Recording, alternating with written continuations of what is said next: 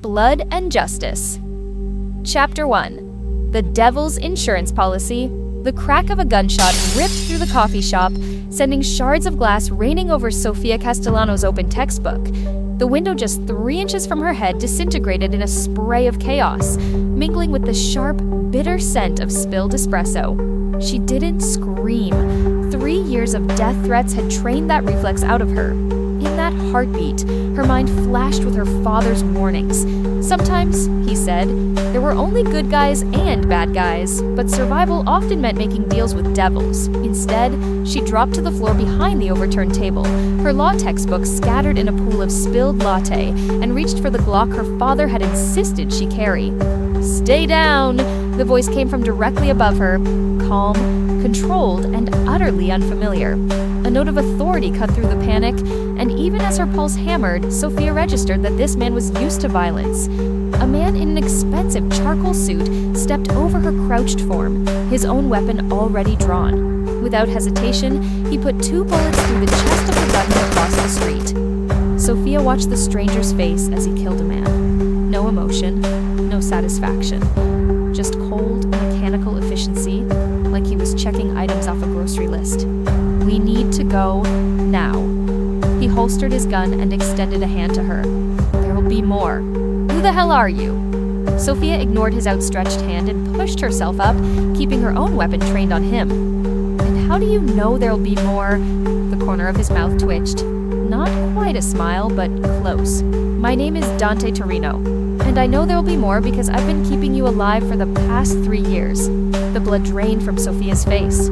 Torino, the name her father spoke like a curse at the dinner table. The man whose photograph sat pinned to the investigation board in her father's study, surrounded by red string connecting him to a dozen unsolved murders.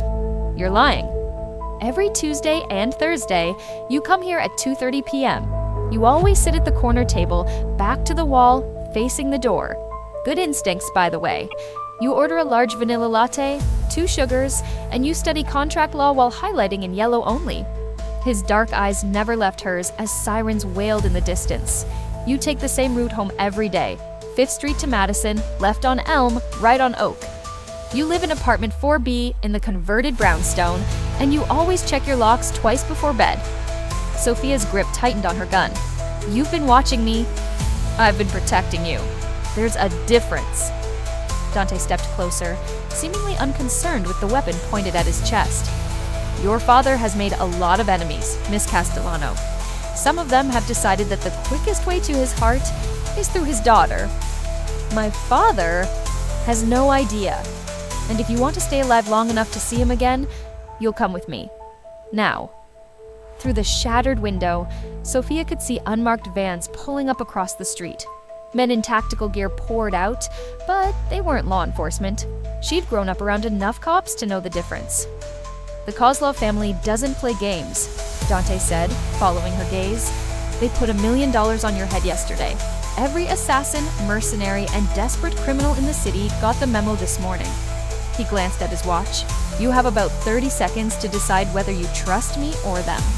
The decision should have been easy. Dante Torino was definitely one of the bad guys. And yet, right now, this particular devil was the only thing standing between her and a bullet. "If I go with you," she said, "what guarantee do I have that you won't just kill me yourself?" Dante's smile was sharp as a blade. "None whatsoever, but I've had 3 years to kill you, Miss Castellano. If that was my intention, you'd already be dead." The tactical team was crossing the street now, moving with military precision. Sophia could see the silencers on their weapons, the cold purpose in their movements. These weren't men who planned to take prisoners. She lowered her gun. "Where are we going?" "Somewhere your father will never think to look for you." Dante placed his hand on the small of her back, guiding her toward the rear exit.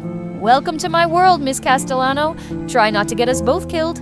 As they slipped out the back door into a waiting black sedan, Sophia caught a glimpse of herself in the tinted window. She looked like what she was, a good girl who just made a deal with the devil. The car pulled away from the curb just as the first explosion rocked the coffee shop behind them. In the rearview mirror, she watched her old life go up in flames. "Consider this your official notice," Dante said, settling back into his seat as his driver navigated through traffic with practiced ease. You're now under the protection of the Torino family, whether you like it or not." Sophia stared at the man who just saved her life and destroyed it in the same breath. "And what exactly does that mean?" His eyes met hers in the reflection of the window, dark and dangerous and utterly without mercy. Dante's voice was quiet but final. "It means you belong to me now. But don't worry, I take care of what's mine.